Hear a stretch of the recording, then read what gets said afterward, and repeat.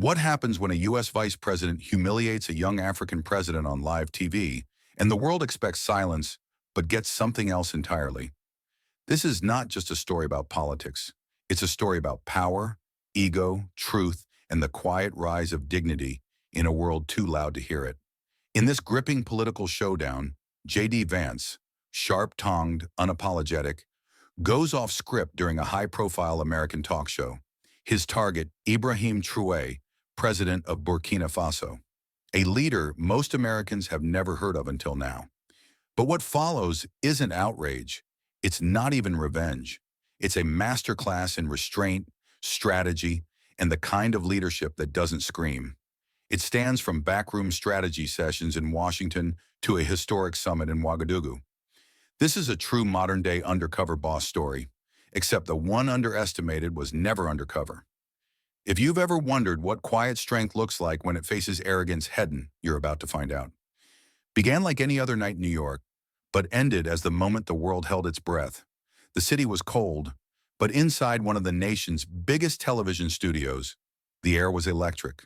Bright studio lights glared down on a polished stage. Cameras were quietly. Producers watched from the wings, headphones pressed tight. America was watching, and so was the world.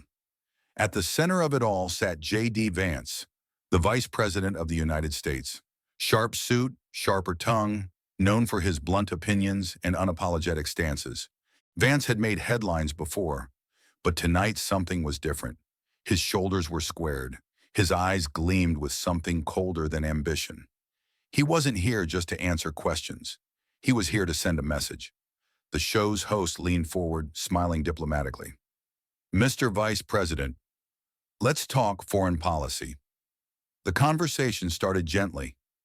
Economic partnerships, national security, America's position in an unstable world. J.D. played along, delivering careful clipped answers. For a moment, it all felt routine until one name changed the temperature of the room. "Ibrahim Traoré," the host said, and the atmosphere shifted. Instantly, a subtle pause. J.D. Vance smirked. He adjusted his microphone, cleared his throat, and said with the kind of casual cruelty that doesn't raise its voice, "Trao isn't a leader. He's a liability, a puppet in uniform, and frankly, a threat to his own people." There was a sharp intake of breath, not just in the room, but across millions of screens. He didn't stop there. J.D. Vance, live on national television, accused Ibrahim Traoré, the young president of Burkina Faso, of destabilizing the region, bowing to foreign interests, and jeopardizing democratic progress in West Africa. His tone wasn't analytical. It was dismissive, final. The kind of tone reserved for people already judged, already sentenced. The host tried to pivot, but the damage had already been done. The interview went viral within minutes. Clips flooded Twitter, Facebook, and news feeds around the world. Some viewers applauded Vance's honesty.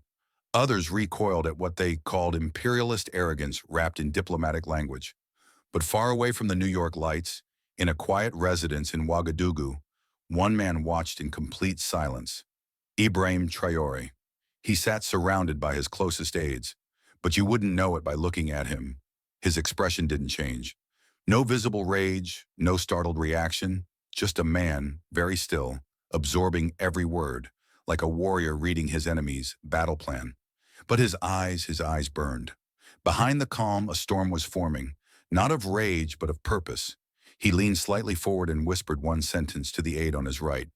"We will respond, not in kind, but in truth." That was all he said. But something shifted in the air. At that moment, the world hadn't yet realized it. But a new chapter in global politics had just been written.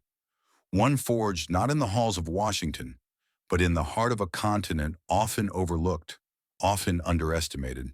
And Ibrahim Traoré, young, strategic, unpredictable, was about to make sure no one forgot it again. Back in the studio, the producers were already celebrating. Ratings were climbing. They had their headline, their controversy, their talking point for the next 48 hours.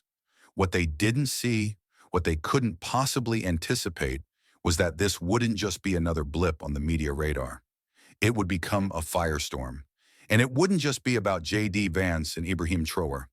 It would become about two visions of the world. one clinging to the old ways of control, of lectures, of top-owned diplomacy, the other demanding a new language of dignity, sovereignty, and mutual respect.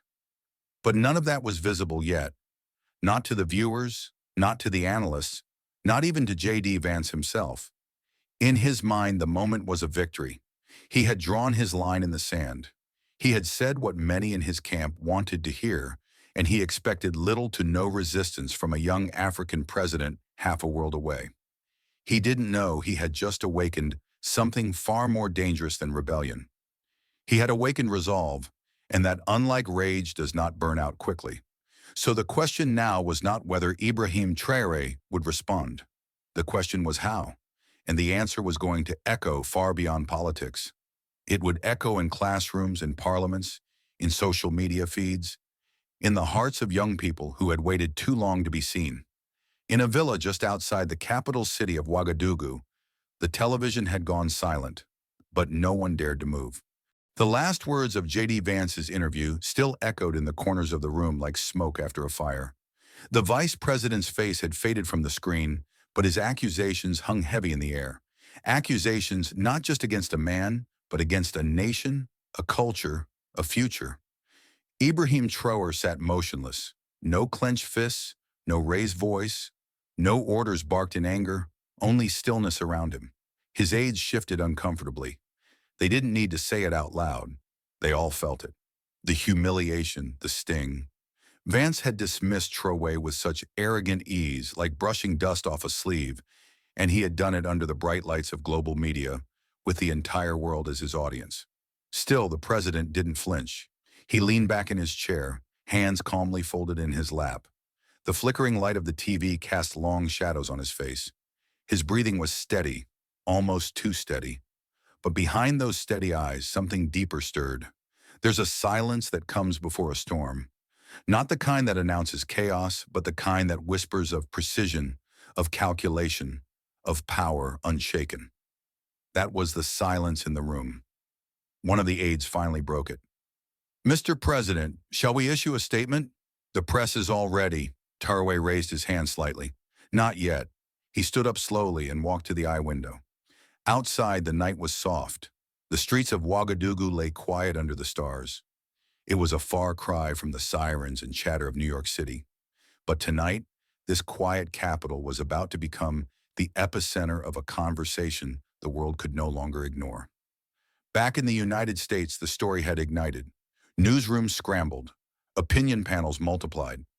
J.D. Vance's name trended across platforms. Conservative pundits applauded his unfiltered truth, while critics condemned his tone-deaf colonial arrogance. And somewhere in the swirl of headlines, a journalist in Washington, D.C. paused everything she was doing. Sarah Collins, veteran reporter known for her fierce independence and a rare ability to humanize global politics. She had covered wars, elections, revolutions. But this felt different. She watched the clip once, then again, then a third time. Not because she didn't understand Vance's words, but because she couldn't look away from the man who hadn't said a word. Ibrahim Traoré, his image on a split screen, his unreadable face as the insults came, the restraint, the control. She recognized something rare, strength without performance, and that intrigued her. Elsewhere, another figure re-entered the picture. Michael Thompson, retired American diplomat, longtime negotiator in African affairs. Quiet, bookish, but sharp as ever. Sarah picked up the phone. "Michael, it's me. You saw the interview?" "I did. I need to understand what's really going on here. Something tells me this isn't just about Burkina Faso." There was a pause, then Michael's voice low and deliberate. "You're right. This is about a shift, one the West is not prepared for," he continued. "I've met Traoré. Young, yes, but he's not just a symbol. He's a strategist. He's been quietly dismantling the old systems, debt traps, foreign dependency, political puppetry. He wants sovereignty not as a slogan, but as infrastructure policy pride." Sarah's pen raced across her notepad. "And J.D. Vance?" she asked. Michael sighed. A man used to having the microphone, but not the mirror. Meanwhile, Trey was in another kind of meeting. Behind closed doors, his team laid out possible responses. Should we recall our ambassador? Do we bring this to the African Union? Should we prepare economic retaliation? But Traoré shook his head. No, that's what they expect. He pointed to a whiteboard. We don't answer with emotion. We answer with evidence. Let the world see who we are. Let them decide who speaks truth.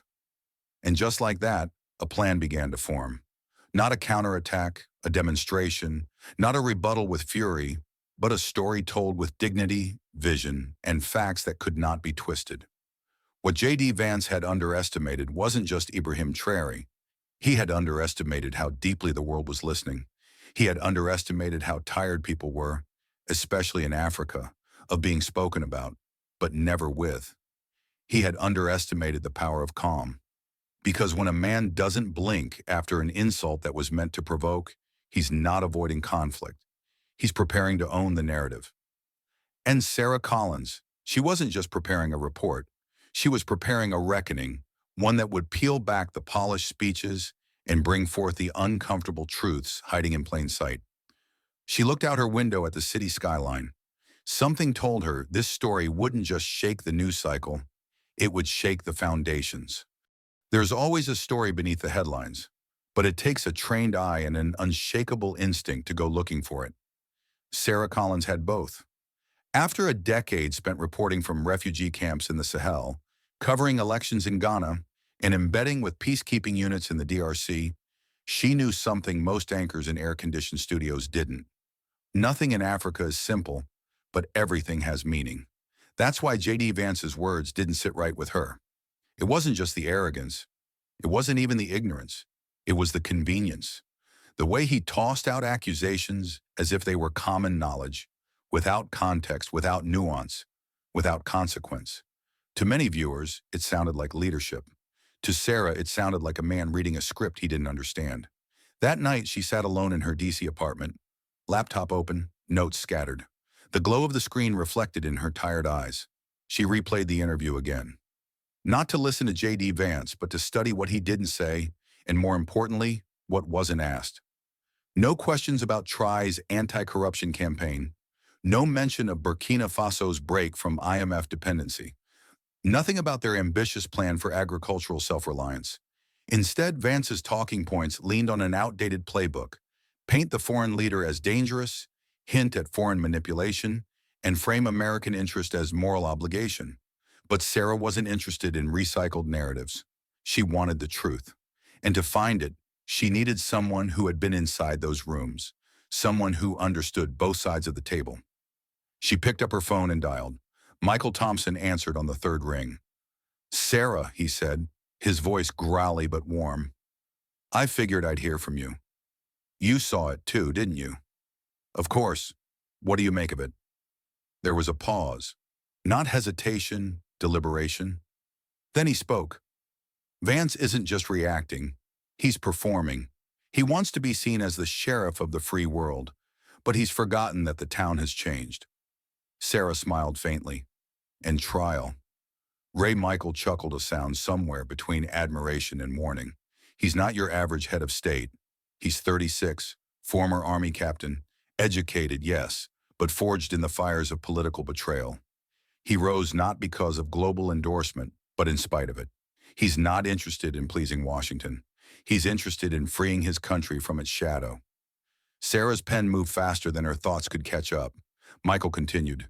You know what scares them the most? He's not radical. He's competent. That's far more dangerous to the system. As they spoke, the world spun on. News anchors debated tone and policy. But in the background, something quieter and far more important was beginning. A subtle global shift. From Nairobi to Dar, from Johannesburg to Tunis, activists and leaders began referencing the Traoré moment, not as an outburst, but as a mirror, a way to examine the long-standing imbalance in how Africa is spoken to. In European newspapers, opinion pieces emerged cautiously questioning Vance's language. In African communities across the diaspora, the conversation was different. He said out loud what many in the West only think. And in the heart of this storm, Sarah Collins began her investigation. She pulled up Burkina Faso's development plans, infrastructure projects, clean energy investments, educational reforms that had doubled school enrollment in rural areas. She read reports from NOSs that painted a different picture than the one Vance had described, a picture of progress under pressure, autonomy under siege. She spoke with local contacts, teachers, midwives, farmers. One quote stayed with her. Turaway didn't promise us miracles. He promised we wouldn't be forgotten. And for the first time, someone kept that promise. She knew this wasn't a perfect government. No government is. But what she saw wasn't a dictator. It was a disruptor. And that made him dangerous. Not because of his flaws, but because of his potential. That same night, Sarah sat back and asked herself a question that would shape everything to come. What if the world doesn't fear African chaos, but African control? It was a chilling thought, but one that made perfect sense.